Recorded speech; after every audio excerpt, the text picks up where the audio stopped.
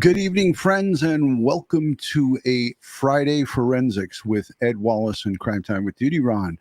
We're here tonight. We're going to be talking to you about the breaking news. Gilgo Beach, Long Island serial killer arrested by Suffolk County Police Department. Early morning hours of this Friday morning, 6 a.m.-ish in Midtown Manhattan.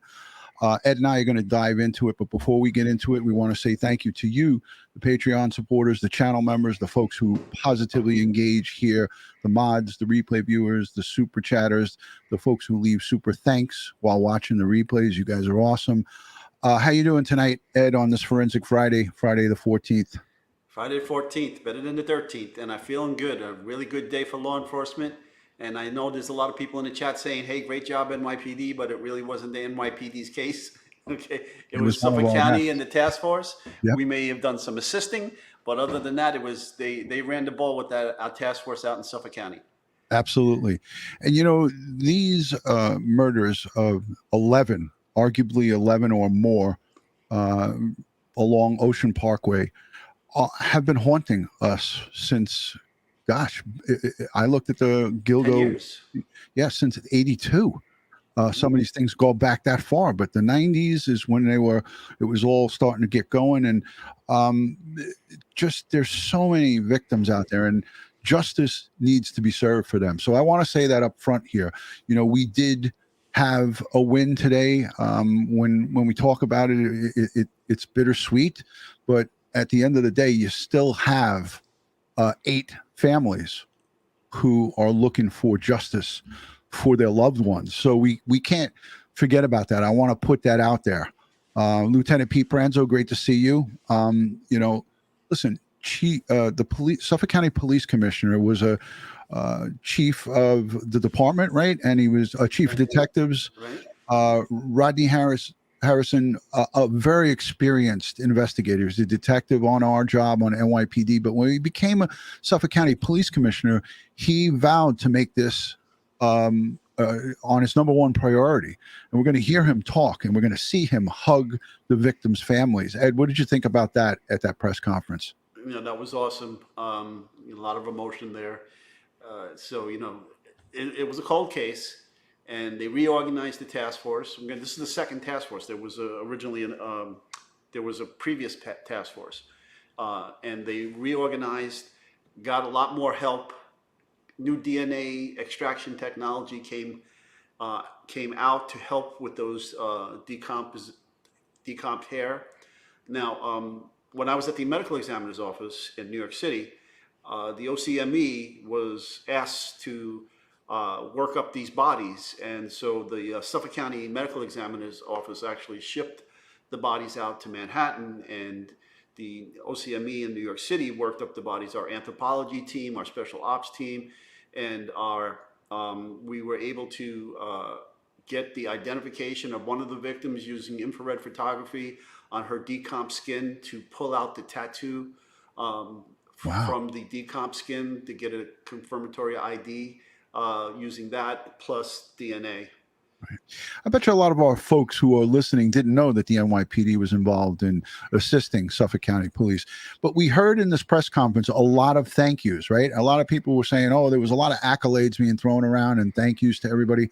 But the police commissioner, Commissioner Harrison, also thanked former police commissioner Keyshawn Sewell.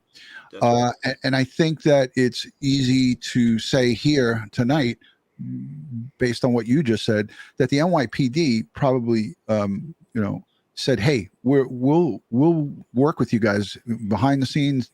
They weren't part of the task force because they weren't mentioned here, but I guarantee you that the officer of the chief medical examiner's office, I'm sure that they offered help. And I heard Barbara Butcher on Police Off the Cuffs podcast about 2.5 years ago. She said that she would have volunteered her time and to do it without getting paid. And she said she offered to volunteer and help Suffolk County, but they said that they, at that time, 2-3 years ago, that they had enough help. But that's what law enforcement does. Law enforcement wants to help. And as they talked about in this press conference, everybody checked their egos at the door. Yeah. And in these type of task force where you have state, federal, local partners all working together, you have to do that, and that's the only way things get done. Mhm. But we saw some super chats coming in. Thank you to the super chatters. Hold your questions for the end because Ed and I are going to do a Q&A at the end of this. But this is long, so I'm going to play it at a little bit quicker of speed, if you guys don't mind, because this playback speed at normal speed is going to be brutal. It's going to take a long time, so I'm going to just speed it up a little bit. And we're going to listen to the Suffolk County District Attorney. He's going to talk for quite a bit of time. And then we're going to hear the police commissioner, and then we're going to hear from. I think we'll cut it off after we listen to the PC. What do you think, Ed? Okie dokie. All right, Ed is tonight. Ed, you're very agreeable, and I like that. I like it when you're agreeable. We have a lot to unpack here because there's a ton of forensic evidence. Ed's going to get into the hair that was recovered off of two of these three victims. Yeah, so we're going to get into a lot of stuff, pizza boxes, all kinds of stuff. I hear people already talking on Twitter about Pizzagate and all kinds of craziness going on. Hey, But I've done it too. I've done it with a pizza too, so that's great. yeah. Discarded DNA. That's what he used here. Yep. That's right. All right, so let's listen to the press conference, and thank you to everyone who's joining on this Friday night forensics. A big breaking news story: the Gilgo Beach. I'm not sure if I would label this guy Long Island serial killer because it's an argument that we're going to have. Is he the one? Did he kill all 11, or is there another killer out there? And Ed, I'm not even going to ask you that, but I'm going to ask you later what your thoughts are on that. Well, Joe Rifkin's in jail, so. Yeah, there you go. I see Melanie Little in the chat as well, but let's get the presser going. And then we'll take your thoughts and questions. We'll kick it back and forth. September of Melissa Bartholomew. Oh, I slowed it down. Okay. Megan. All right, that's not what we want. We don't want it slow. There we go. All right. Waterman and Amber Costello. That's too fast. The investigation of Maureen Brainerd Barnes is ongoing. These young women went missing between July of 2007 and September of 2010. We'll do this. They were found in December of 2010 by the Suffolk County Police Department, and then there was nothing, absolutely nothing. For the next 13 years, their cases went unsolved until today. When I took office in January of 2022, I made Gilgo a priority. I made Gilgo a priority before I took office. I met with the victims' families, some of whom I'm proud to have standing with us today. And I told them that we were going to handle this case differently. We were going to do it differently. And that when I showed up, you weren't going to see me calling the media and being on Gilgo Beach with a giant magnifying lens looking for clues 12 years after the case. What I was going to do was I was going to work with my task force. We were going to form a task force. We were going to work with the Suffolk County Police Department. We were going to work with the Suffolk County Sheriff's Office. We're going to work with the New York State Police. We're going to work with our FBI, and we were going to form this task force, and we were going to work together, and we were going to use the grand jury, the power of the grand jury, to reach a determination in this case. Because the grand jury has two things: it has power, it has reach. You could obtain documents, you could interview witnesses. But the other thing that the grand jury has, no one knows what you do when you operate a grand jury proceeding, and we knew that when we were investigating this case and when we dealt with the Ed, we hear a lot about these secret grand juries, and he's going to talk about how important that was because they were battling against one perpetrator and they knew it. Mm-hmm. So, grabbing and assembling a secret grand jury, we heard that in the Sincere and Classic Orrin and Orson West case. We heard about that in Brian Kohlberger. And remember how much outrage in Kohlberger's case? They were like, oh, what is that? Why did they do that? That's sneaky. Well, the reason they did it here is once they got this perp identified, they had gotten warrants and they were actually looking at his internet provider's information about the searches he was conducting. Right. Yeah. And so they knew he was conducting searches about them. Right. That's what, and I just want to go over the time. February 1st, 2022, this task force was put together. 6 weeks later, Rex was identified and named on March 14th of 2022. And like you said, he was doing those searches on forensics and, all different ways, but they were also looking at some of his searches that he was doing for this snuff porn. Where it would show and depict. Yeah, they were checking his internet history, and Yeah, they found out all this stuff that he was doing research on his victims, the victim's family. But more importantly, I think the secrecy of the grand jury was used to protect the investigation because he was investigating the investigators. Yes. All right, let's listen to him because he's going to get into this here. Ed, you're working the switchboard like a mad switchboard operator. Or whatever it was we were doing, we were playing before a party of one, because we knew the person responsible for these murders would be looking at us. So we were very careful how we handled the investigation. We maintained the integrity of the investigation. Most importantly of all, we maintained the secrecy of that investigation. And I think that was important. That's paid dividends as we've seen today. Now, I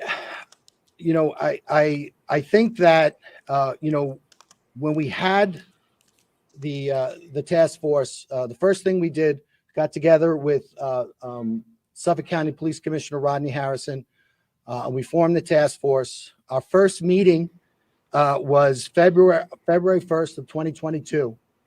And what we did, all of the agencies here, we made the commitment. We were going to take our most talented investigators. So in the district attorney's office, we took ADAs, myself included.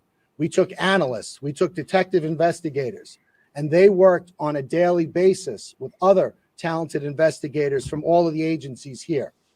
We started that in February 1st in 2022. 6 weeks later, on March 14th, 2022, the name Rex Heuermann was first mentioned as a suspect in the Gilgo case. A New York State investigator was able to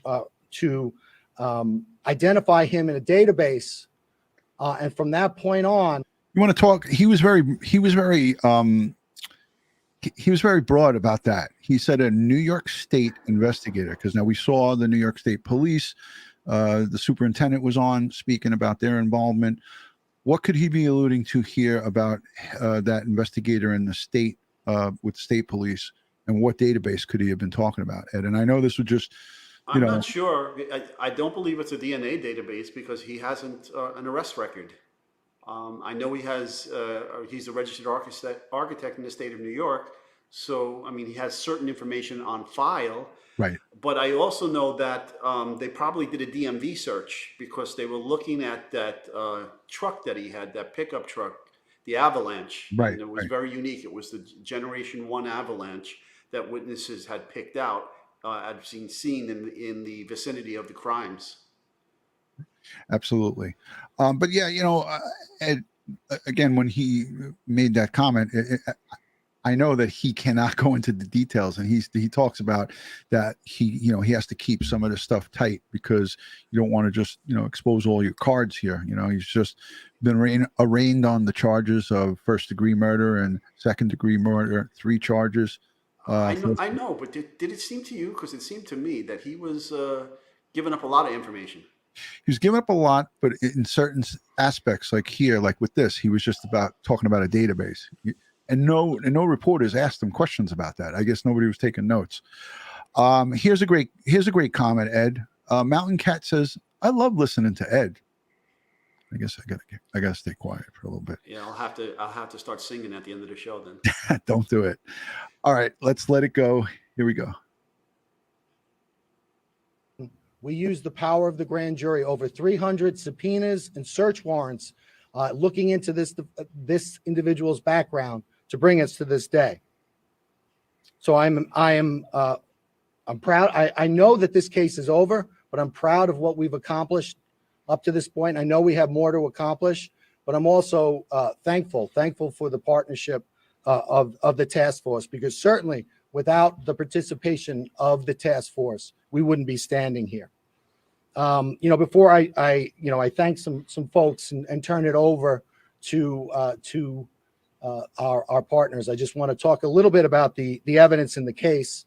I know a lot of people know about the case. As I indicated, the victims went missing between July of 2010 and July of 2007 and September of 2010. And in December of 2010, they were their bodies were recovered. They were buried in a similar fashion, in a similar location, in a similar way. All the women were petite. They were they all did the same thing for a living. They all advertised the same way, and there were similarities with regard to the crime scenes. All the women were bound at the head, at the midsection, or at the chest, and later at the legs. The other thing I think that was that's been talked about in the media was they were bound by burlap. That has taken a life of its own in the media, and the burlap has been described or thought to be the burlap that's used at a nursery for. That's not the burlap that was used in this case. The burlap was camouflage burlap used for duck blinds of hunting. Obviously it was used to purposely hide the bodies. One thing that became immediately apparent was at the time of each of the murders, the murderer, the defendant Heuermann, he got a cell phone and a burner phone, which is prepaid and anonymous. And for each of the murders, he got an individual burner phone, and he used that to communicate with the victims. Then shortly after the death of the victims, he then would get rid of the burner phone. And right away in December of 2012, FBI CAST analysts, special agents with the CAST unit of the FBI, they immediately began looking at that cell site. And Ed, we had Tiffany on with the, she's the cell expert, and she talked about the CAST team. They utilized all of this here. And as Dave Rader always talks about, they threw the kitchen sink at this. And I feel strongly about this task force that they put together. I think they did a great job. There's a lot of people that are saying kudos to the law enforcement, Suffolk County and Nassau County State Police and the FBI. This task force was put together in February of 2022. So yeah, I got talking about the CAST stuff. This perp thought he was being smart by using burner phones, okay. But he also had his own personal phone at all the scenes. So both phones were pinging off the same towers, and it triangulates his location. Yeah, you see, not all architects are smart, Ed. So he's not Mensa? Perp smart. He wasn't perp smart. That's for sure. Making the phone calls at Penn Station and then taking the Long Island Railroad home to Massapequa. They got the pings at the Penn Station, and then they got the pings of one of the victims' phones. He took it with him and brought it home to him. Well, also the victim, right? The victim took the LIRR out to him, and her phone was pinging all the way out to Massapequa. Yeah. Well, we're happy that he was a stupid perp, and now he's. Well, I mean, look, it took 10 years to get him, so. Yeah, right. And he was he knew that something was up because of what's stated here. Let's just let this play. I want to hear the Suffolk County Police Commissioner, so let me let this go. They've compared the victims' phones with the burner phones, and they immediately honed in on some similarities, specifically in the Massapequa Park area. And they looked at an area of a confluence of 4 cell towers, and they realized that this had significance because the perpetrator of these crimes was probably located within this area at or around the times of the murder. And that was mapped out. That was called the box, and it was an area in Massapequa Park. The FBI also managed to do that for an area in Midtown Manhattan. And so that was an investigative lead. The other investigative lead at the time was, even though there was a significant amount of time that elapsed with regard to before the victims were recovered, there was some significant evidence recovered. Specifically, there was a hair recovered from Maureen Brainerd Barnes from a belt buckle that was around her legs.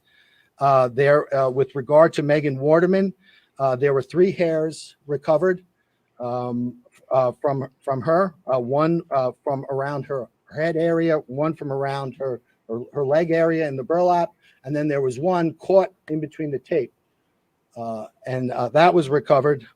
Amber Costello also had a significant hair that was recovered during the time of the recovery. But again, the crime scene, because it was out there for so long and because it was exposed to the elements, those hairs were degraded, so you couldn't use traditional DNA analysis on it. You would have to wait and use mitochondrial DNA. And back in 2010, the technology wasn't there for mitochondrial DNA.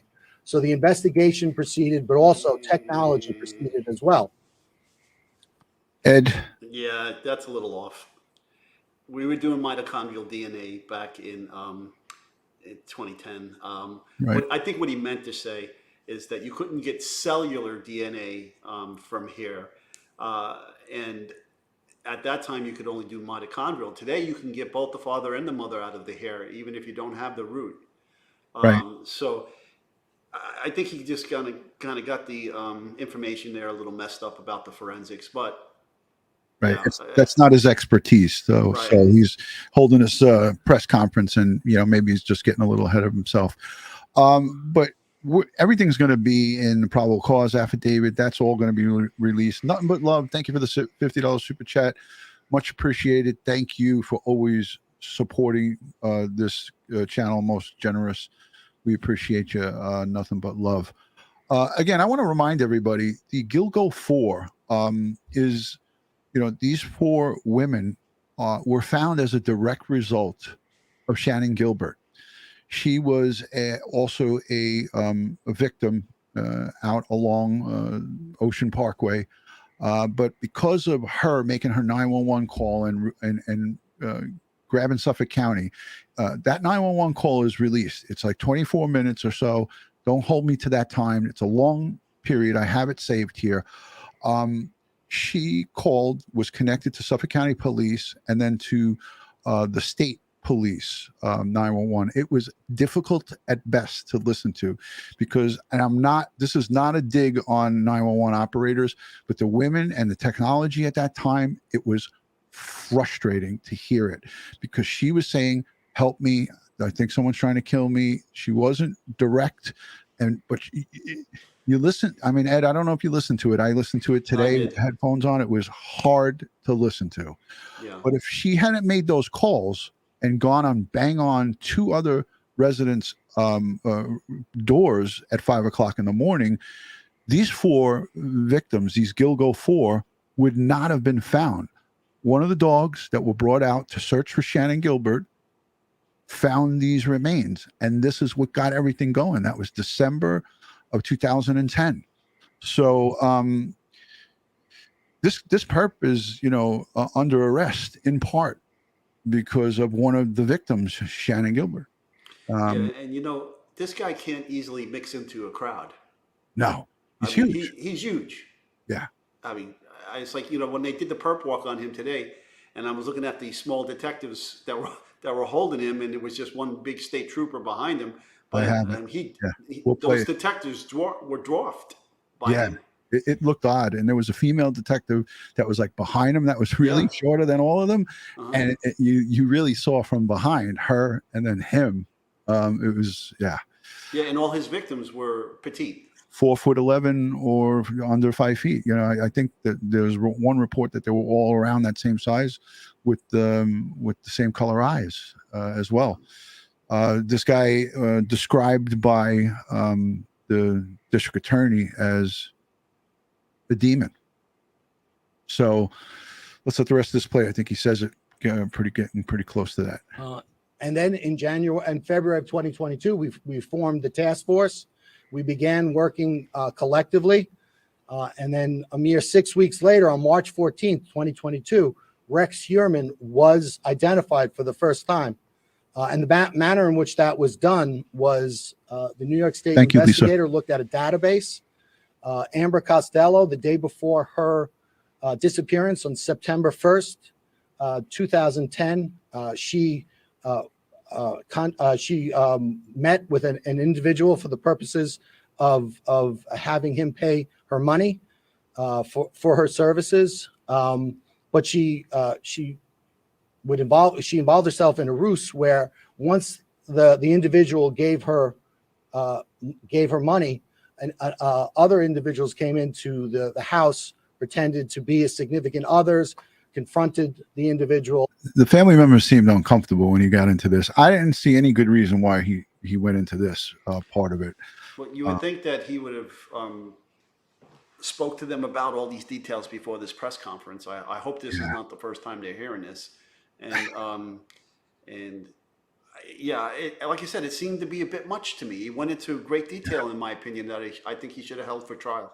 I definitely felt it was, you know, and look, we didn't hold this press conference. We're watching it and we're analyzing it, but I definitely would have held this part out because this really, this information could have just been, like you said, you could have talked to them privately about it, not up here at this podium. And you could see they're all, it looks uncomfortable. Let's let the rest of this play. With the purpose of making that individual uncomfortable, having him leave without retrieving his money. And that's exactly what happened. So that individual was identified as a person who was between 6'4" and 6'6", a large man, thickly built, not necessarily overly muscular, but just a naturally big person with glasses, white, and dark hair. Also of significance was that the fact that he was driving a dark-colored or black first generation Chevrolet Avalanche with a very unique feature that was between it's a pickup truck, so it was between the cab and the bed, and that was identified. Again, that was back in 2010, but it wasn't until March of 2022 that database was searched by the task force, and this individual was identified. That individual was Rex Heuermann. Yes. Could that have been a sex trafficking database? Yeah, I think so. Because they go on to talk about the Suffolk County Sheriff. You know, that's the sheriff runs the jail. They were also a part of this, and I forgot to mention that the Suffolk County Sheriff and there was some intel gotten from jail, right? Yeah, the Human Trafficking Task Force was formed in 2018, and they utilized the database to. Right, and that's how they found this pros and the scam she pulled on the perp. Yes. Yep. You know, it's just setting them up and robbing guys. They weren't killing or hurting anybody, but that's what was uncovered here. There's my good friend, retired sergeant. She's in the building. Thank you. AH, amazing aunt, as I like to call her. Thank you for the $20 super chat. It looks like a super sticker. I can't forget that beautiful face because we worked together in warrants. She helped to force feed me all of the pickups out of state and in state. So she was helping kind of boost up my pension a little bit towards the end of my career. So thank you, Sarge. She was a PO at the time, but she's retired as a sergeant. I'm proud of her. She went to Barbara Butch's book signing, and she got me a book signed by Barbara. So thank you for that. All right, let's let the rest of this play. The defendant, and right away there were some commonalities that came right to the fore. Rex Heuermann, 6'4", largely a large person, not necessarily muscular, but a very physically large person. He has glasses. He has the dark hair, and also of particular note, he owned at the time that first generation Chevy Avalanche. But there was more.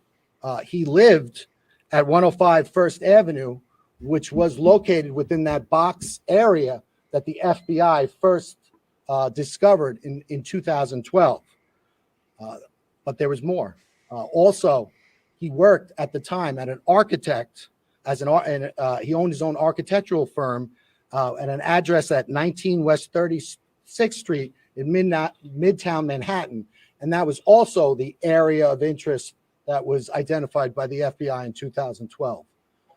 Again, that was. And Ed, they have him on video recently going into a cell store in Manhattan and re-upping his burner phone, putting minutes on a burner phone because he was still contacting,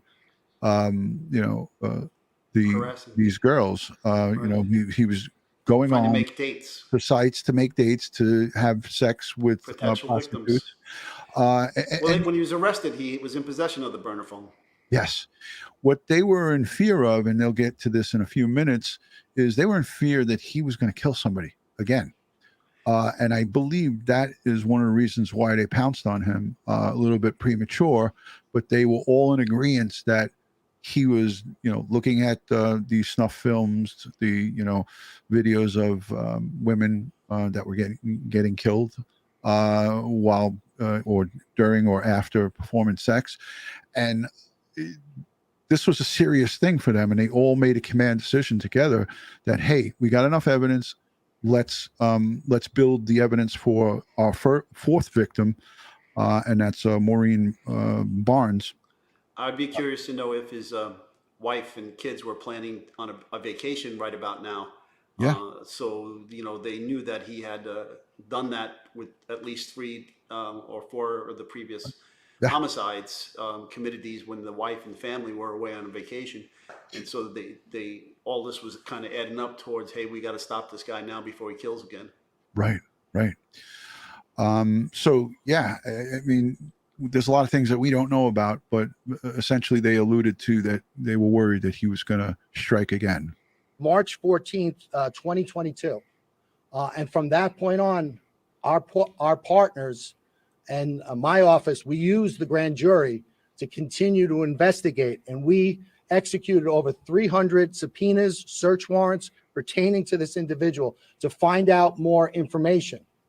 One of the things that we did is we followed him because we wanted to get an abandonment sample of his DNA. Ed, can you talk about that? Because some people might be confused about an abandonment sample. So in this case, they have undercover or plainclothes police officers following their suspect around the city or during his daily routine in life, waiting for him to discard a cigarette butt, a soda can, a cup of coffee, chewing gum, or in this case, a slice of pizza that he didn't fully consume. And he threw it away in a cardboard box in a city street garbage can. Right. And they swooped in, picked it up, ran it to the lab, and the lab swabbed the leftover crust and got the DNA. Is this sort of like what they did a little bit in the Kohlberger situation where he was discarding items? Yeah, discarding items. When you discard something, folks, you lose your right of privacy. Okay, you no longer have a right to privacy if you're throwing something away. Yes. So long as the garbage is in a public location, for instance, you threw away in your garbage can on your property, I can't come onto your property and open up your garbage can and start searching it. But if you take that garbage can and then you put it in the street for sanitation to come pick it up, once you take it off your property and into a public street and leave it there, your expectation of privacy is gone now, and I can go in there and search it without a warrant. Right. So there you go. It's a great explanation right there. And I would say JM says, hey, no one else found it odd that according to the indictment, his wife's hair was found on the victims. I didn't read the indictment yet. I know it's out there. It's just that that's not what this live stream is about. But just think about this. I don't find it odd. It's transfer evidence. Right. Lived with his wife. My wife, I'm just going to give you an example. JM, thank you for that question, by the way. I'll give you an example. My wife her hair sheds all over this house, right? If she takes a shower, there's a whole bunch of hair in the. Oh, you're going to get your ass kicked after Right? the show. No, it's fine. She takes it out, throws it away. Women in the chat will agree with this. My wife can get in my car, and on my seat will be some of her hair, right? So if this guy used the car that he put his wife in, or he's living with his wife, the hair is going to be, like you said, Ed, commingled in with his clothing. Why are you laughing, Ed? What Oh, you never say that about your wife, dude. It's the I got to truth. teach you this. How It's the many years truth. you married? Yeah, here we You go. never talk about ladies Here losing you hair. go. Witchy Okay. girl says, I shed so badly I could never commit a crime. Yes, they could say that about themselves, but Right. men cannot say that about women. Guess what? Yeah, everybody's agreeing with me. Boo hoodity hoo, Ed. So I don't find it odd to JM's question. Hey, And I when I want see you tomorrow with a bandage on your head, I know where it came from. I just won't go live. So also too, someone put in the chat, wow, 300 search warrants or 300 warrants. That's a lot. Talk about this, Ed. For every burner phone, there's one. For all of his emails, for computers, tablets. They're seizing everything. They're seizing his computers at his home. Talk They're about how seizing the that computers at his office. They're getting all his electronics. First of all, they had a warrant for his internet provider, so they were actually and his cellular phone provider. So they were actually getting text messages and emails live as he was getting them. And they were actually able to see the searches that he was conducting as he was doing them live. Right. So they knew what he was looking at. Yep. And that's how that search warrant number gets put up there. Right. And then you have to establish probable cause to obtain that type of search warrant. So you have to go to a judge and you have to, give your case to the judge and establish the probable cause. And the judge found that their information was reliable and gave them the warrant. And they served the warrant on the internet provider. They served the warrant on the cellular phone provider. And they were able to get this information. Yeah, absolutely. Ed, your volume's perfect. Don't turn it up because it'll be blasting my ear out. I think you're perfect. And I know that you're a perfectionist, so you already know the levels of your mic. So yeah, you're good. Here's Josh. Thanks, Josh. Thing. And thanks, Debbie. Maybe Debbie turn it up on your end or put in a pair of headphones. But thank you for the super chat. I appreciate it. Let's go. We're almost done. Able to do. We also got DNA samples, abandonment samples from his family. And then we went back and we got mitochondrial DNA testing. And with regard to, there's an aspect of New York State law that doesn't allow me to talk about DNA testing, specifically at press conferences. It's so I can't do that. However, at the arraignment and also when we filed our bail letter, we talked about the significance of that evidence. So if anyone needs to see that, but suffice to say, that evidence was significant, especially with regard to the other evidence that we had developed. But it was there was another interesting aspect. We looked at the Heuermann family travel records, and we learned that during the murders of the last three women, Bartholomew, Waterman, and Costello, that during the commission of those murders, the defendant's wife and children were out of New York State, and he was alone in the tri-state area. We also went back and looked at his cell site records, and we compared his personal cell site records with that of the four target phones, and we saw that there was areas of commonality. In other words, that whenever the target phones would bounce off a cell tower, if the Heuermann personal phone bounced off a tower, it was always consistent and in close proximity with the target phones. And at no time was there ever an instant where those target phones were, for instance, in New Jersey while the defendant was on Long Island. So that was completely. That's an important piece for it all to be in sync together. So it's good. This is a tight investigation, and we've only heard the tip of the iceberg when it comes to all of this stuff. I know we'll be hearing about a lot. Do you understand the significance of what he was talking about with New Jersey? Yeah. Because if the phones, if his phone was somewhere else and the phone's pinging by him, right? Mhm. Yeah, but they were also looking at him for a series of similar homicides of In Atlantic prostitutes City. in Atlantic City. Right. Yep. Mhm. All right. Let's let this go because I think Rodney Harris comes on in about a minute and a half. Consistent. The other thing that we looked at was we looked at his use of burner phones, and we followed, using the grand jury, using the great investigative help from our partners. We followed his use of burner phones. We were able to identify 7 separate burner phones that he used. We were able to use fictitious or fraudulent email addresses and get Google warrants. And from there, we got his searches.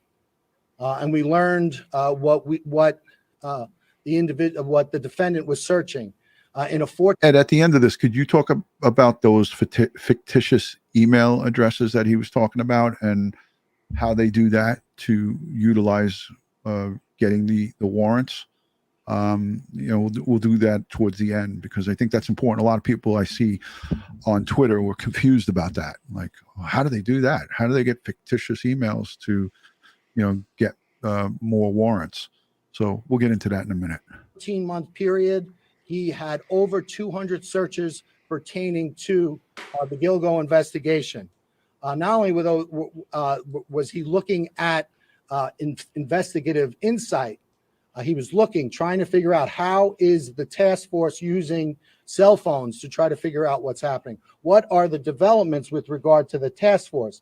And this really supported our decision to keep our investigative focus secret, because we knew that this one person would be watching, and we didn't want to give him any insight into what we were doing. And we also didn't want him to know just how close we were getting. So we maintained the grand jury secrecy, and we maintained the integrity of our investigation. In addition to those Gilgo searches, he was compulsively searching pictures of the victims, but not only pictures of the victims, pictures of their families, relatives, their sisters, their children, and he was trying to locate those individuals. That's frightening on many different levels. When you have somebody of this man's capability going and searching for sisters, brothers, family members, what in God's name was he going to look to do if he found them? And I think that might have also been one of the deciding factors. Like, hey, we got to get this savage off the streets. We got to take him in before there's any more, murders here.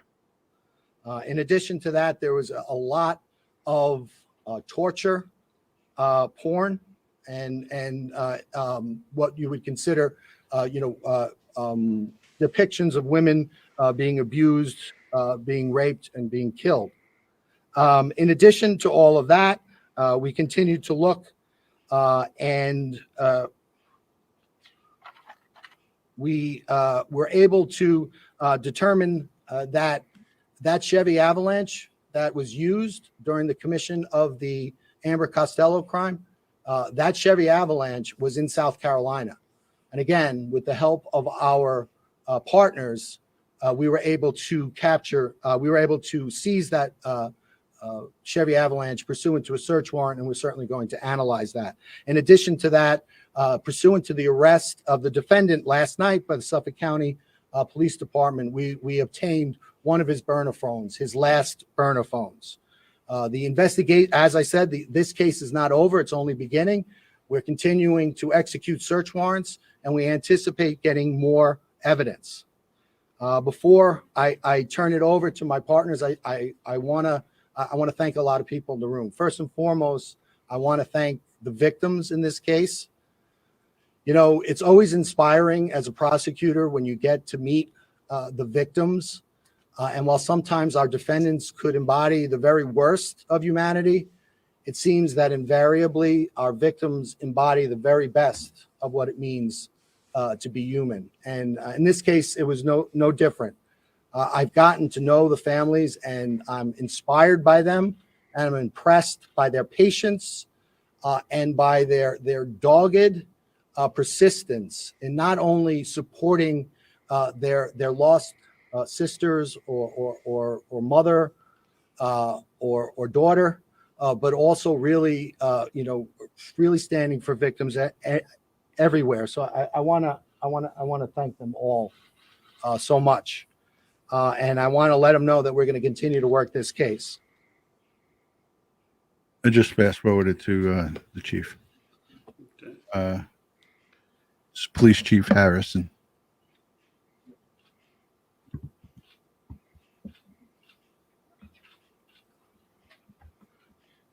What he does here out of the gate is unbelievable. Good afternoon. Today is a good day.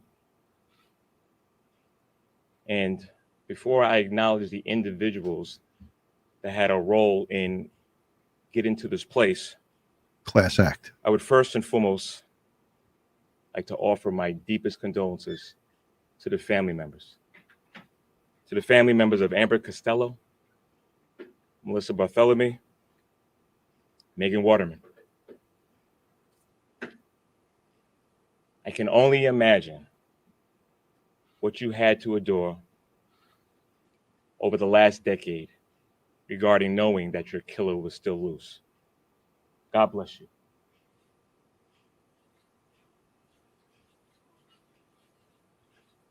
Beautiful. Good person.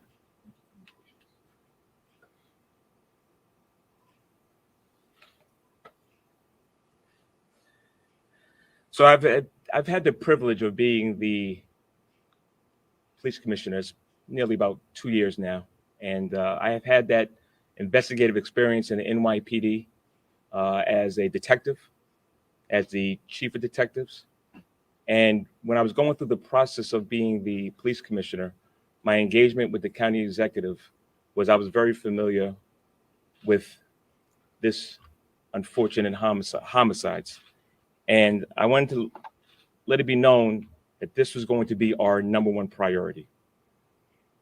But I also want to make this very clear that this arrest was made by the investigators assigned to the task force.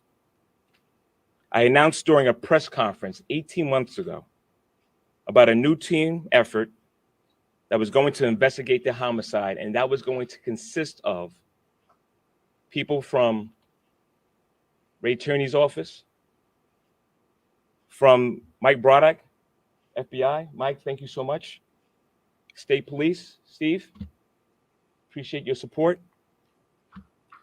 Dr. Earl Talon, Jr., thank you, sir. As well as the investigators from the homicide detectives in Suffolk County. Gentlemen, thank you for all you've done, working together with us, making sure we are here today. I also want to thank my partner, Pat, good seeing you, Bless man. you. Thank you. And former NYPD Police Commissioner, Keyshawn Sewell, for providing resources to assist in the investigation that brought us here today. So one of my first acts was to survey the scene. When I first got assigned as a police commissioner, me and Kevin Breyer went over to Gilgo Beach. I want to thank Kevin. You know, when I first met Kevin, he broke the whole case down and where we stood. He knew the case like the back of his hand. Let's talk about the He Nassau worked County Police tirelessly in this Commissioner. case. Kev was in charge of overseeing the task force since its creation, and you did a phenomenal job, Kev. Thank you. So there's something that I learned from a former NYPD police commissioner, James O'Neill, which is in order to fight crime or to solve investigations, you have to make sure you're working with your law enforcement partners. The blueprint in making this arrest was a whole team effort. Everybody left their egos at the door and made sure that they brought the knowledge and the resources to this investigation. Fresh eyes on this case and the resiliency of our investigators allowed us to identify Rex Heuermann. Ladies and gentlemen, Rex Heuermann is a demon that walks among us, a predator that ruined families. If not for the members of this task force, he would still be out in the streets today. However, even with this arrest, we're not done. There's more work to do in this investigation regarding the other victims of the Gilgo Beach bodies that were discovered. I'm going to encourage anybody that still has information, call our Crime Stoppers hotline, 1-800-220-TIPS. I want to recognize and thank my Chief of Detectives, John. Thank you for your great work. Deputy Police Commissioner Anthony Carter, both of you who provided update information regarding the case and let it be known if there was any resources that they needed that you brought it to my attention. Since the discovery of the first victim, there's been a lot of scrutiny and criticism regarding how this investigation was handled. I will tell you this, the investigators were never discouraged. They continued and uncovered evidence and followed leads. They never stopped working and will continue to work tirelessly until we bring justice to all the families involved. Last but not least, I want to thank my predecessors that came before me, the work that they did. I want to thank them for really laying the foundation that helped us get to here today. Thanks, Ron. Fantastic. Ed, I mean, what a class act. This guy has empathy. He's a leader, a great boss. And what he did there was just so important. You know, the family members had to stand there for a long time. But guess what? They had to wait a long time to get justice for their loved ones. So I'm sure standing there for 45 minutes to an hour, that didn't mean anything to them because they were waiting over a decade to get justice for their family. So, you know, that time didn't mean anything to them. What meant something to them is what he did there. And what a class act. What were your thoughts on that, Ed? Oh, absolutely. The district attorney should have started it off that way. Made it about the family first, but he made it about the investigation first. Yeah. But the commissioner of Suffolk County, former NYPD chief of detectives, great guy, made it about the family, and that's 100% the way it should be. Yeah, I agree 100%. And you know, it's just a human thing to do. Like if you look, when we do these investigations, and I know Ed, Ed is a retired NYPD crime scene unit detective, right? Forensic expert. He's been to thousands and thousands of crime scenes. And if at any point families would come out there, I know Ed wouldn't turn his back on them. If they were out there crying or whatever, I was always, and I know I'm speaking for myself, but I know how Ed is. I always, if someone wanted to cry on my shoulder at a crime scene, I never pushed them away from me. If it was a family member, I allowed them to do that because that's the human thing to do. You know, we're all human beings here. We're all in this together. But yeah, just so many moving parts to this. And I'm sure that so many different things happened.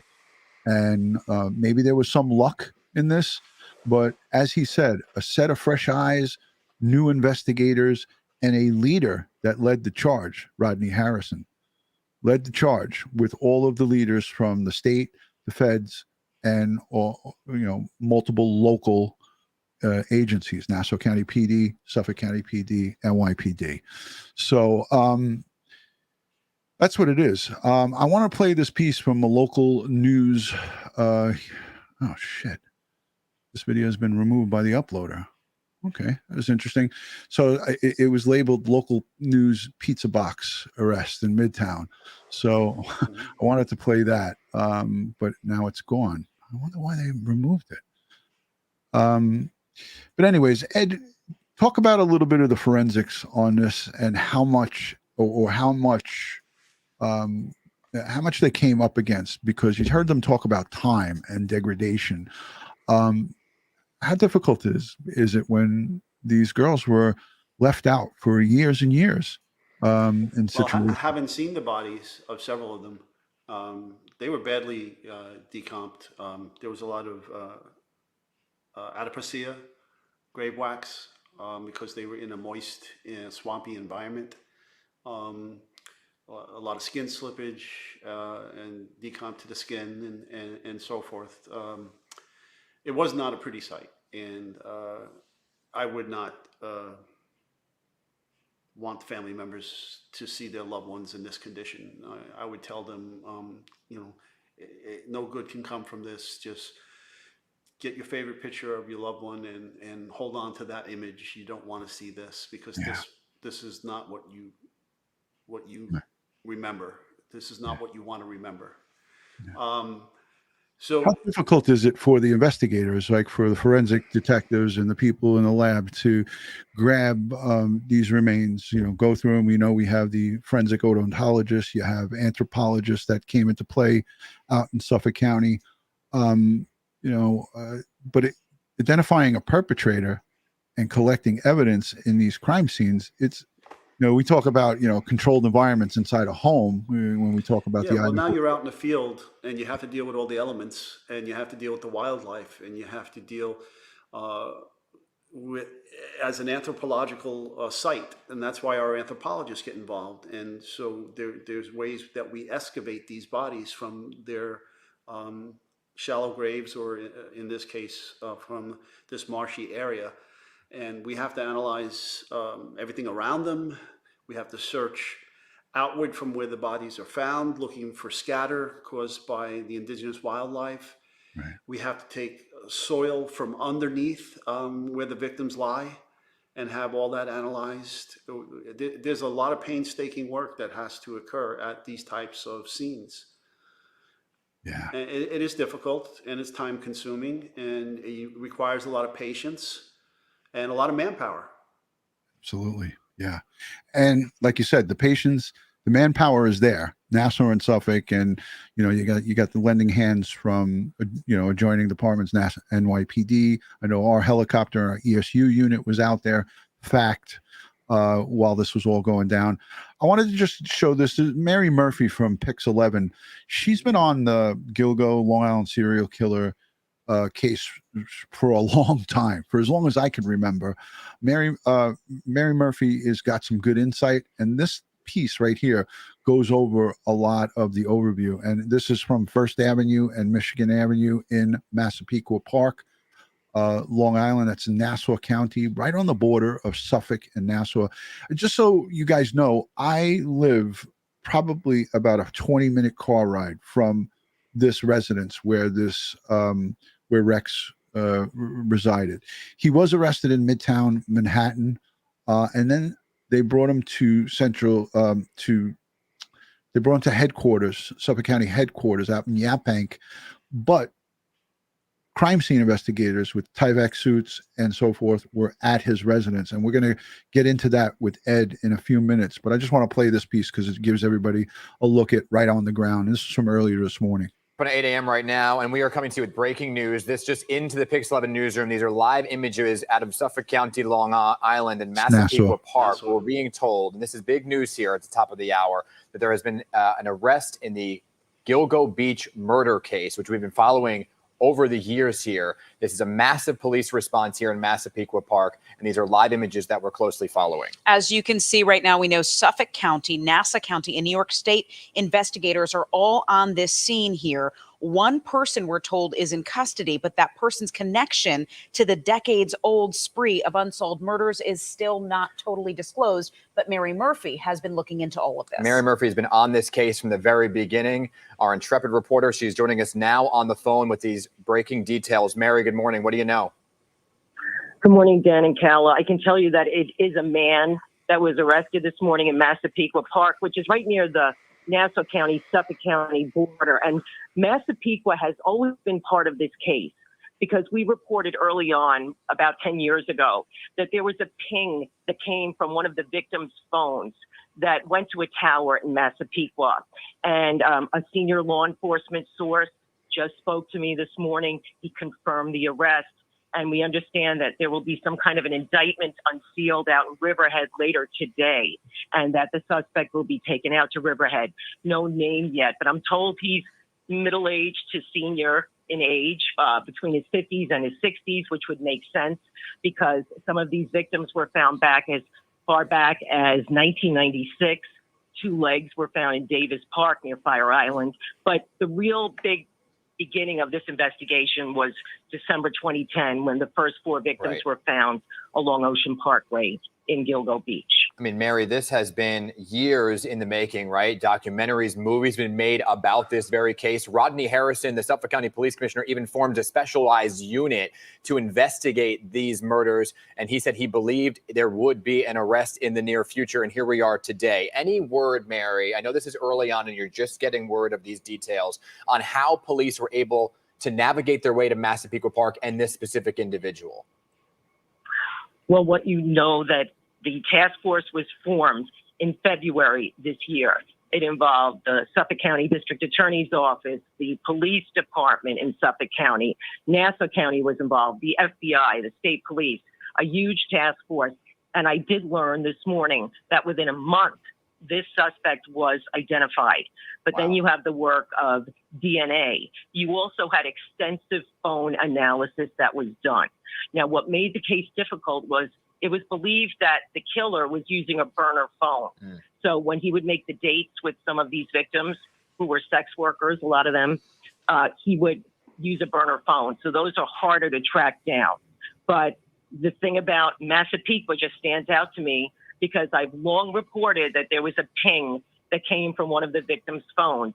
And the killer apparently was taunting the younger sister of one victim using the victim's phone and saying very nasty things. And there was a ping that went from Penn Station and then apparently along the railroad and then Massapequa. So this makes sense that they found someone in Massapequa. Mary, can you go over, I know in the past your reporting has included so many of the victims' families. Police have said that over half of the victims worked as prostitutes at some point. Can you talk about what these victims' families have gone through over the last decade trying to track down a killer with very little leads? Well, first of all, they were concerned early on that no one cared because these young women were sex workers. But they repeatedly went out to Ocean Parkway between Gilgo and Oak Beaches, because Oak Beach is also a big part of this investigation. Right.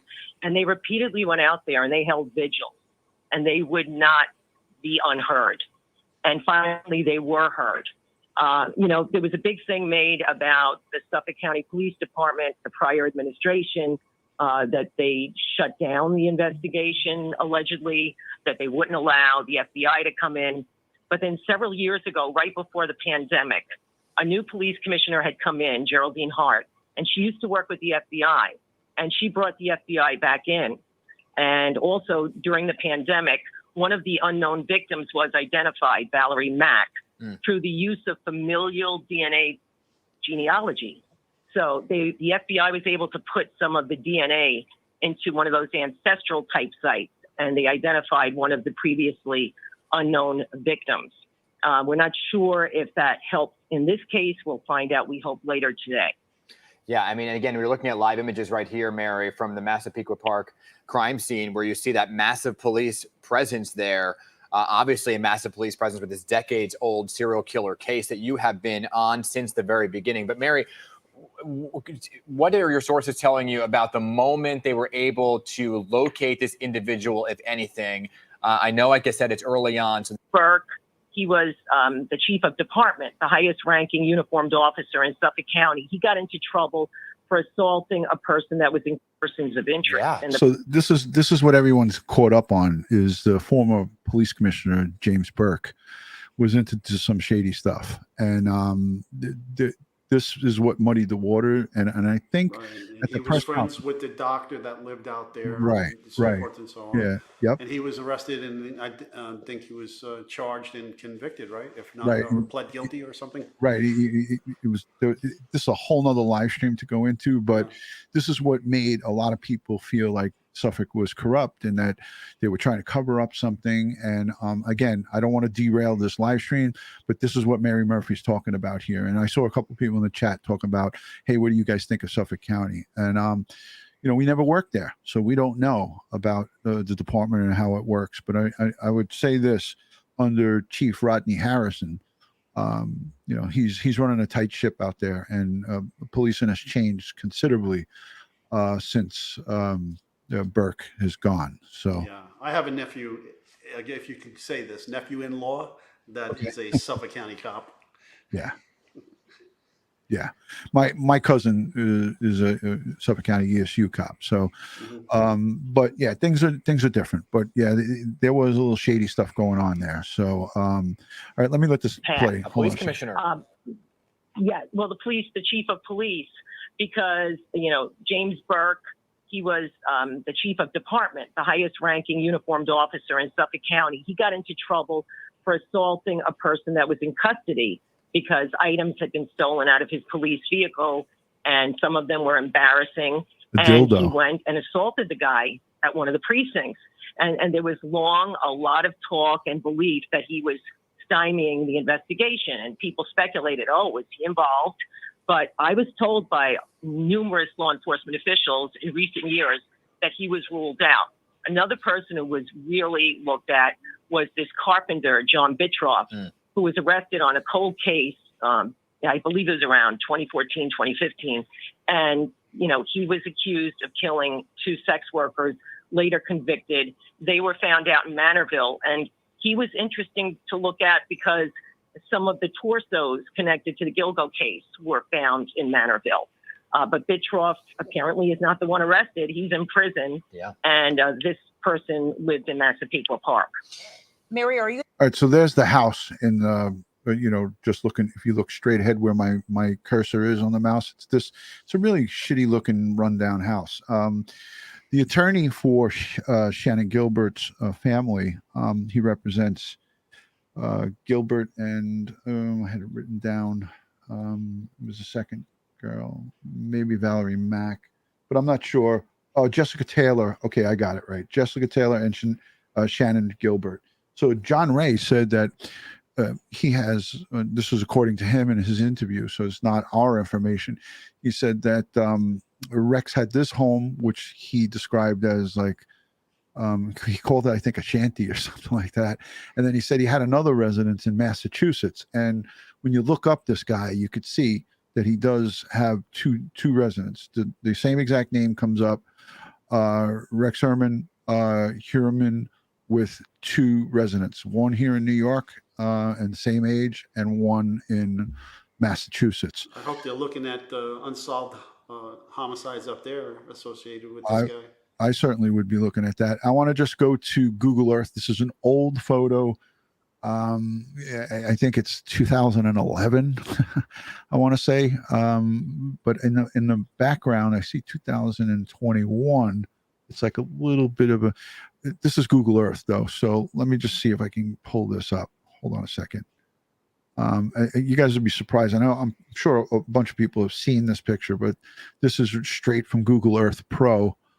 And this is a look at this guy's house. So what do you guys think? Interesting, right? For an architect, you would think, you know, someone that's into, you know, he didn't really take much pride in his home. I mean, I don't know. This thing looks run down, and this is old. The new one, it's got like a little extension with 2x4s holding up the front porch. No, that's the same one with the 2x4s holding up the front porch. But he didn't put much money into his property. I'll just tell you that. Yeah, really odd. But it is, you know, it is what it is. To each their own, right? Right. I mean, If a client saw his house, I think the client would run away. Absolutely. Absolutely. I'm going to put in Southern State Parkway, exit 40. I wanted to talk about this before we wrap this up. About 2 days ago, maybe 3 days ago, there was a report on the Southern State Parkway, which is right here by my house, exit 40 eastbound at, I think they said it was Islip, but it's the exit you would get off to go towards his Massapequa Park residence. So I'm gonna put Southern State Parkway.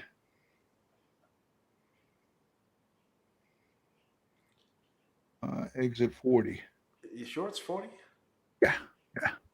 Because I almost bought a house in Massapequa back in the 80s, and I thought it was in the 30s. Just past Seaford, right? Hold on. I was able to search that before. Now I can't. Southern State Parkway, New York. Exit 40. Yeah, no, Yeah, Scott is saying 31. Exit 31 on the Southern State, Scott? it was exit 40. I have the news reports on it. So, Okay. and then I'll play it so you guys could see it. But We used to call Massapequa Matza Pizza. Matza Pizza, because they would, the mayor or the town supervisor would go back and forth between either being Italian or Jewish. really? Yeah. Oh, interesting. You know who else came out from that neck of the woods, right? Oh, Joey Buttafuoco.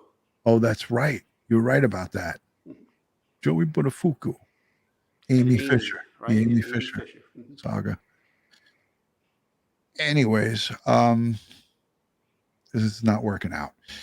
Let me just play the footage that I have from that, because I thought that was interesting, and people are saying, well, could this have anything to do with it?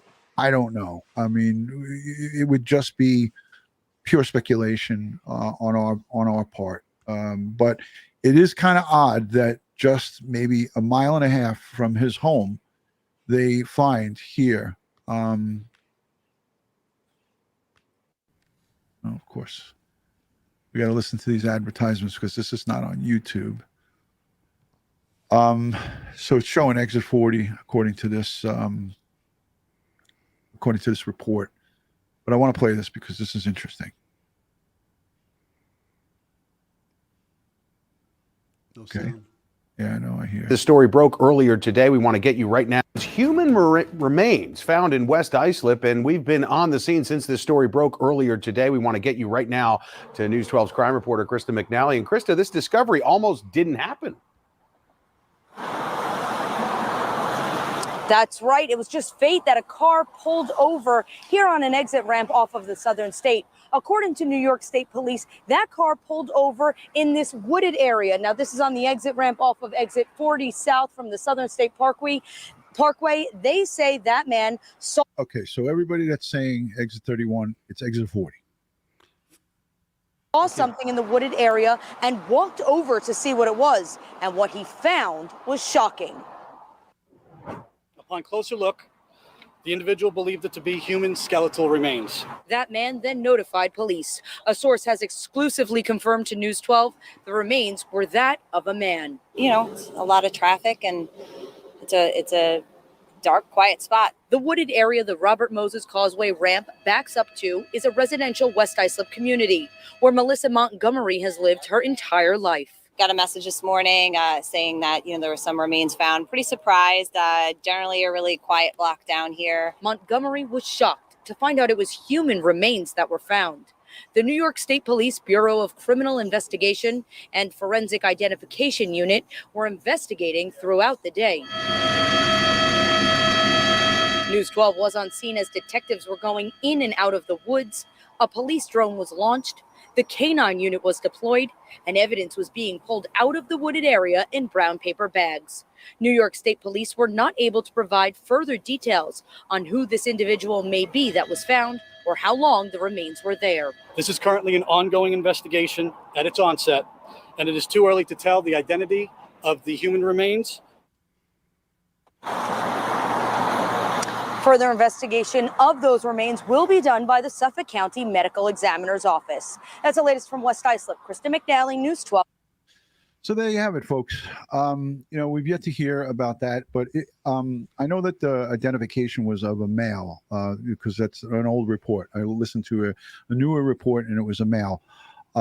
So again, it is what it is. Hey, Ed, there's my brother. You met him at the Gabby Petito golf outing. Right, Lieutenant Dan. That's Lieutenant Dan. He got legs. He's got magic legs. Magic legs. So there's going to be a lot of more, information coming out and so forth in regards to this ongoing investigation. We're hoping that real soon that they're able to get justice for the fourth victim, Maureen Barnes. And this was, she went missing July of 2007, and her remains were recovered in 2010. So difficult at best for the family. What do you got up on the screen? A super chat from Ether Bunny? Yes, you're saying that FBI profiler Jim Clementi, I know a Jim Clementi, said that he was most likely a white male in his mid-20s to mid-40s, so he's a little off on the age because I think he's between 50 and 60. He's financially secure and has a job and owns an expensive car or truck. Okay. I got another piece from News Nation with the attorney for Shannon Gilbert. Now, for those of you who are following this closely, Shannon Gilbert, her story is just horrific on so many levels because you have three people who lives were basically ended. Shannon Gilbert, the victim, her mother was killed by her daughter. And now the daughter is in jail for the rest of her life. Just a horrible, horrible situation. So I want you guys to take a peek and listen to what he had to say, because he was very critical of the police throughout these decades of this investigation going on, because he felt like they weren't doing enough. And now in this piece, he gives them accolades. But I want to play this because I think it's important for all of us to hear this, and then we'll wrap it up, Ed, because I know you're itching to go, even though your better half's not there. You could hang out for hours with us if you wanted to, but I know you got a busy schedule. The Hang Sang opens at any minute now. I'm a senior citizen. I got to get my sleep. Oh, Jesus. What you didn't hear there was any details about what led up to the arrest, any evidence they had, who they arrested, the identity of the person, and sex workers and their families early on in their disappearance and in investigating their deaths had been concerned with missteps in law enforcement and in the investigation, and that their cases didn't get the attention that they deserved at the time. Relentless investigating, though, over the years and reopening essentially the case a couple of years ago potentially led to new leads. One of the biggest pieces of evidence in this case was the killer involved in this string of murders called some of the victims' families using a cell phone that belonged to one of the victims. Did that lead in some part to this arrest today and the person they now have in custody? We will wait for those answers.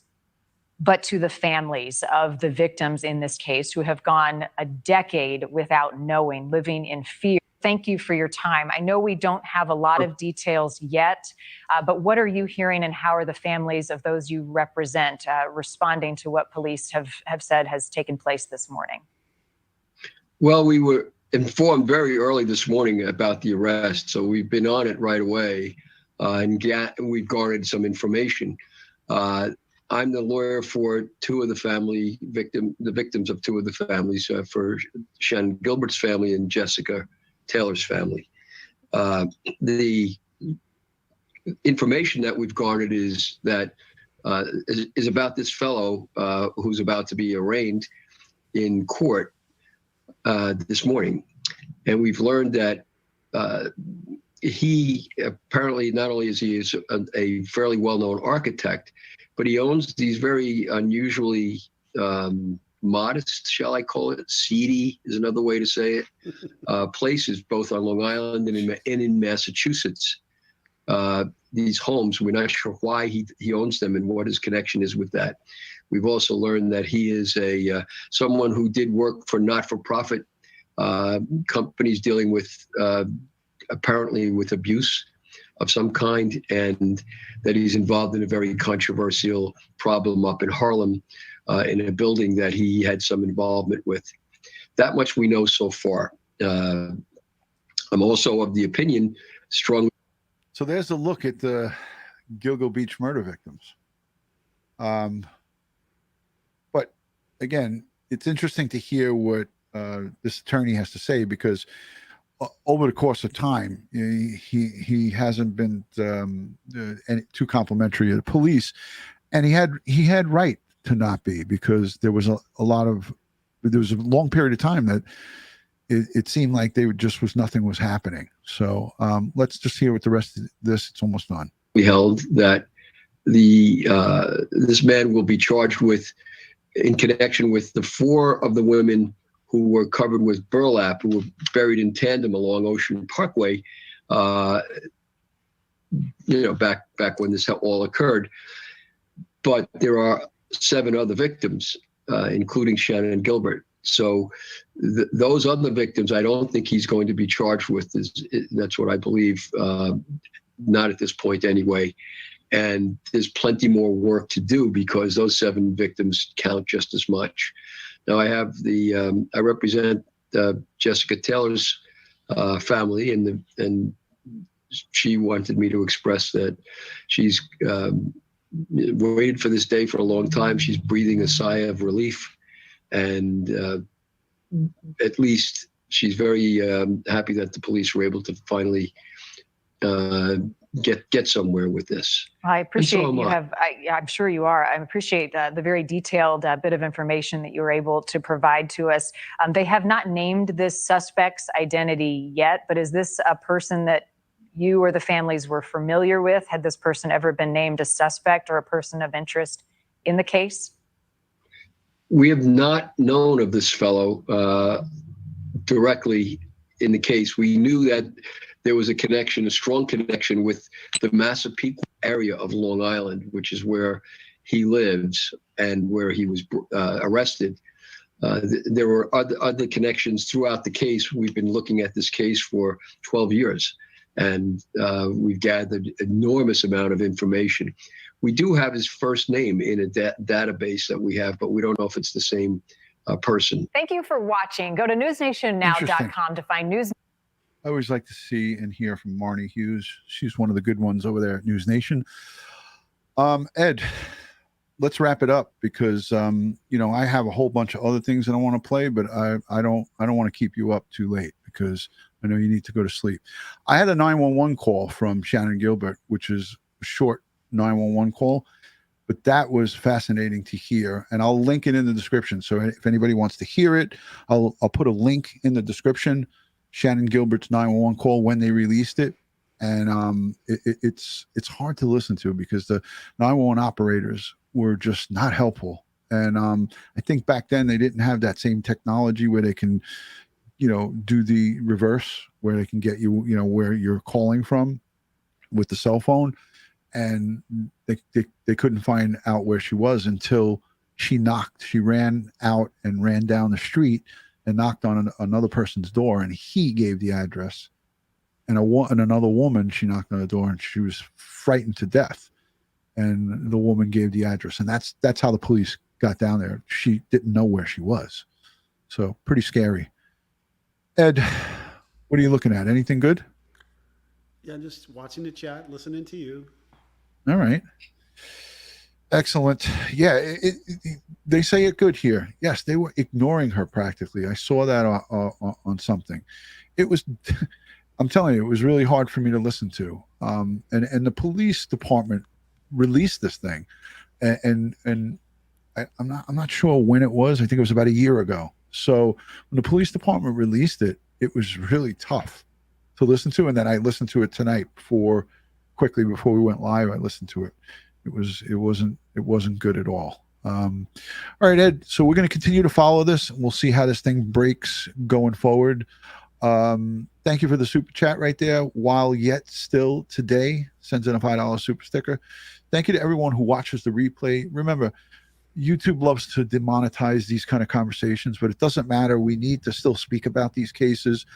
It doesn't matter what these women, and there was one male victim in these out of these 11 sex workers. Doesn't matter what they did. They were human beings, and they were all brutally murdered, and some dismembered and scattered across Long Island. So this is something that we need to talk about. It's a hard conversation. It's not a great one to have, but it needs to be had. So thank you to the replay viewers, to those who give the thumbs up, subscribe, share this video, super thanks, super chats, and all of that stuff. Thank you so much for that. Ed, you got any parting words forensically for these guys and girls on Forensic Friday? Well, as you see, forensics came through in a number of different ways with this case, and that's why I fell in love with it. It's the science. Science doesn't lie. Right. That's my words to you. Science doesn't lie. Okay. People lie. True science doesn't lie. I've heard you say that many times on and off the air.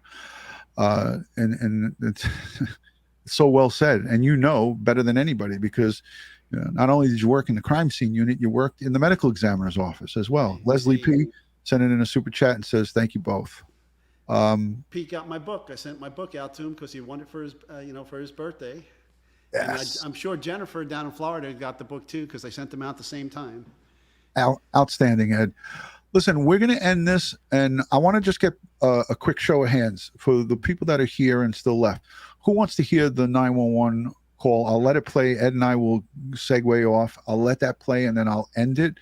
If you guys want to hear it, put a 1 in the chat. If you heard it and you don't want to hear the 911 call, I won't play it. But it is lengthy. So if you're outside the country and you never heard this, it's, again, it's the full 911 call. Shannon Gilbert on the night of December 11th of 2020. And it took so long for this attorney. He fought so hard, John Ray, to get that made public. He had it, but he was under a gag order and he couldn't release it to the public. So just let me know. I see a lot of number ones. I see one person so far said no thanks. Where is that person? Ed? Who said no thanks? Ed? I don't know. Oh, I didn't see it. It's gone already. Okay, so it looks like a lot of people want to hear it. So let's say goodnight to everybody. Ed, thank you for taking out an hour and 30 minutes of your time. We're all going to be segued over to Police Off the Cuff as soon as this 911 call is over. You guys go over there and let Bill know that you came from Crime Time with DutyRon. Guys and girls, as we always like to end these, God bless the world. God bless the United States of America. And hey, God bless these victims, these all 11, not just the 3 and now the 4th with this these Gilgo murders, all of these victims. Let's bring them justice. Thank you, everybody. Ed, what do you got to say? Stay safe. Stay prepared. Watch your 6. Thank you, Ed. All right, we'll see you guys on the next one. Here's the 911 call. I'm going to go. Ed, you can just, All right, folks. Take care. All right. Thanks, Ed. Kevin Byra, the commanding officer of the Suffolk County Police Homicide Section. This video was made to explain the circumstances surrounding the 3 911 calls made on the day Shannon Gilbert went missing. The full, unedited 911 calls are available, and I encourage people to listen to them in their entirety. Portions of the call taken out of context will sound sensational. During the early morning hours of May 1st, 2010, Shannon Gilbert, a Craigslist sex worker and resident of Jersey City, New Jersey, traveled from Manhattan to meet a client, Joseph Brewer, at his home at 8 The Fairway, Oak Beach, New York. Shannon was driven to Oak Beach from Manhattan by her driver, Michael Pack. Neither one was familiar with the area, neither one had been there before, and neither one had met Brewer before. Pack waited in the car while Shannon was inside with Brewer. Pack was her de facto security. 4:51 a.m., while at Brewer's house, Shannon called 911. This call lasts for more than 21 minutes. At times, Shannon is speaking calmly, but slurring her words. At times, she is not responsive, and at times she is screaming. During this call, Brewer and Pack are heard trying to get Shannon to leave the house. Shannon eventually does leave the house and runs to Gus Coletti's house, located at 17 The Fairway, which causes him to call 911 at 5:22 a.m.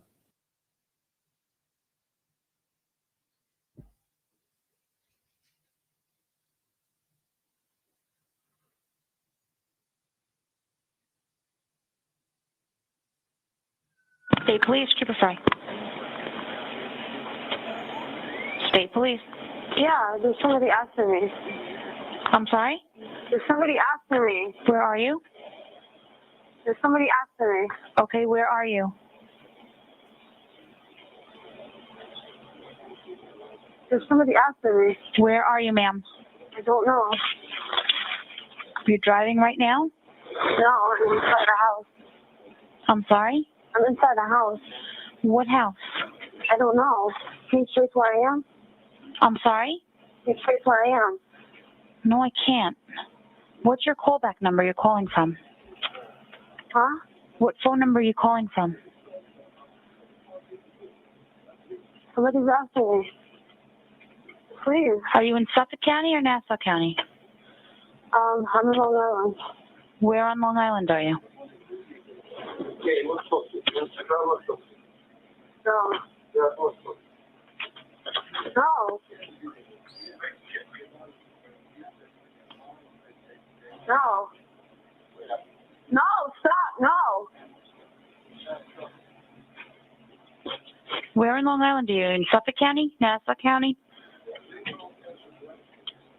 Huh?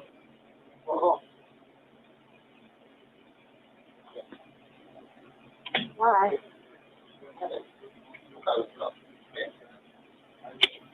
Why didn't you call me by my name? Why? County, you on the line? Stop. Please. Stop it, please. Please stop. Please. Into the door? No, time to go. Please. Please. Please. Go that way, please. Come on, let's go. Come on, roll that side. Come on, go outside. Oh. Come on, all of us. Come on, roll outside. Come on. No, please. Come on. Please, come on. Please. Come on. Why? Come on. I'm upstairs. You leave. I'm going to go upstairs. You leave. I'm going to go upstairs. Okay? You leave, please. Please, get there. My hold. All right. What's the matter? Are you okay? What are you going to do? What are you going to do to me?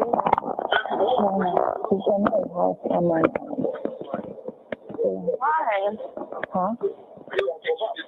Well, I don't know, but it was transferred to me. Why? No. Are you going to tell me? It's coming to, I think it's Suffolk County on the left side for the person. Suffolk County on the Tell me? Why are you going to call Suffolk County? I'm in the middle of nowhere? Let's go back to Manhattan. All right? We're in Long Island. We're out near the water. Please, stop.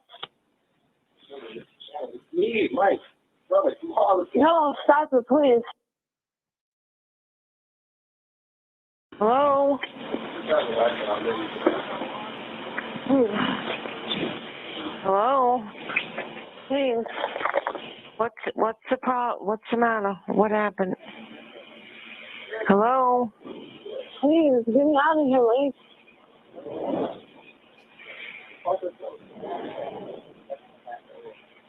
Hello? You're being sarcastic about this.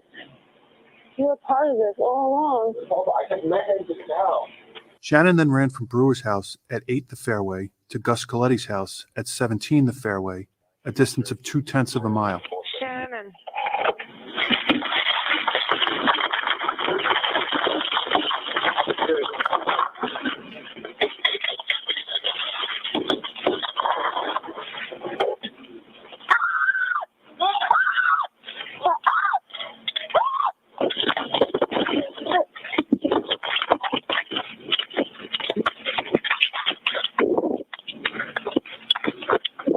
Shannon interacts with Coletti.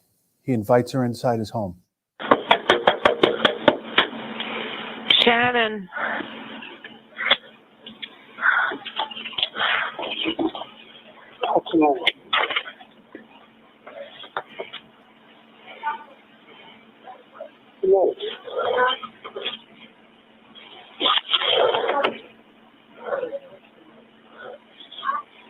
Somebody up here?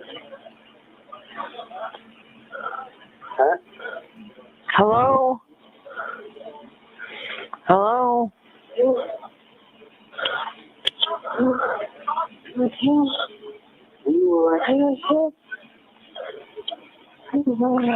Don't keep yourself hurt. Where are you going?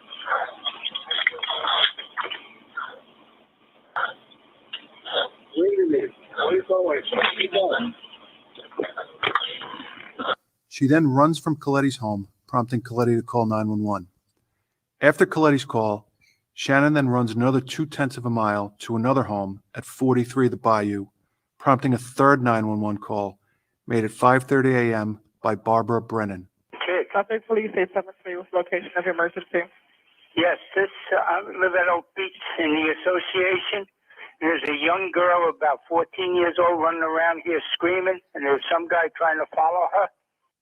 What's the address there? I'm at 17 The Fairway.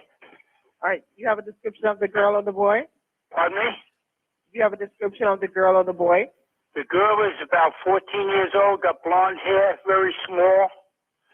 The boy, I can't tell. He was into like a Suburban. What color? Black. Did you happen to get a plate number or any? No, I didn't. Okay, telephone number you're calling from? Fort.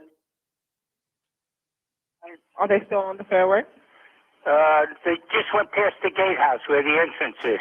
And what's the name of the complex? It's Oak Beach Association.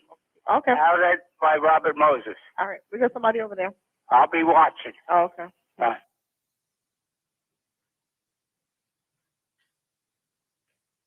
Suffolk Police 875. What is the location of your emergency? 43 The Bayou. Some woman is knocking at my door. What town are you in? Oak Beach Association. What's the nearest corner street now? Ocean Parkway. She says she's in danger. Do you know her or no? No, I don't. I'm not letting her in. She's banging on your door now? Yes. Did she say what kind of danger? No. Oh. And we live in a gated community. What's your name, ma'am? Barbara Brennan. What's there a name to that community? Oak Beach Association. Oak Beach Association. And I have an elderly mother here. All right, I'll get somebody right over there, okay? Okay, thank you. You're welcome. This is drone footage and footage shot from the ground showing the marshland. It was taken at the same time of year and time of day as when Shannon went missing. These reeds can grow over 12 feet tall. They can disorient someone inside them, causing them to lose a sense of direction. One cannot tell where the highway is or where the bay is. The reeds and brush can become impenetrable in places. There's a trench running east and west through the marshland. This was created to allow mosquito control. It is believed that Shannon followed this trench. Personal belongings of hers were found just north of the trench. Shannon's remains were found north of the trench, about 158 feet south of Ocean Parkway, approximately 3/4 of a mile from where she was last seen. There has been information received during the course of this investigation that other people might be involved in this incident. They have all been investigated, and there is no reason to believe at this time that anyone else is involved in this tragic series of events. The police responded to Coletti and Brennan's 911. I'm going to cut this off here, but I wanted you guys to hear the 911 call. He goes on to say that they believe this is a tragic accident. I don't believe it was. I believe that something happened to her and she was murdered. That's my opinion, but that's the official Suffolk County Police finding at that time. It all, when you hear this 911 call, you know, you could argue that she was disoriented, maybe on drugs, or maybe just late at night and was just, you know, time got the better of her. But none of us know definitively what happened to this girl. But we do know that she was murdered. We know that she's dead. We don't have definitive information. I feel in my heart that that she was murdered that night. But if these 911 calls weren't made, the four, who knows when these four girls would have been found? Because in the day that followed, the canine units came out and they found these four remains of these additional girls. So I just wanted to play that for you. And again, he goes on, and I'm going to link this. This is 35 minutes long. I'll link it in the description. The older woman at the end, she goes on to say that she's with her elderly mother. She sounded older herself. She said she's living with her elderly mother. She was scared. She was afraid to let this girl in. It's 5:30 in the morning. I can't find any fault in what she did. I wish that she would have let her in, but who knows? Maybe if she let her in, whoever was following her might have came in and killed her as well. So I would never advise someone to open up the door if you live alone with someone knocking at the door late at night, because you never know what you're going to be opening your door to. So again, people who are throwing shade out to this old woman for not letting her in, she did the right thing. So, you know, it is what it is. All right, guys, I'll speak to you soon. Thank you again for watching, and good night from New York. Peace and love from Crime Time with DutyRon and Ed Wallace. You guys are all going over to Police Off the Cuff now. Let Bill know you came from Crime Time with DutyRon. Talk to you soon.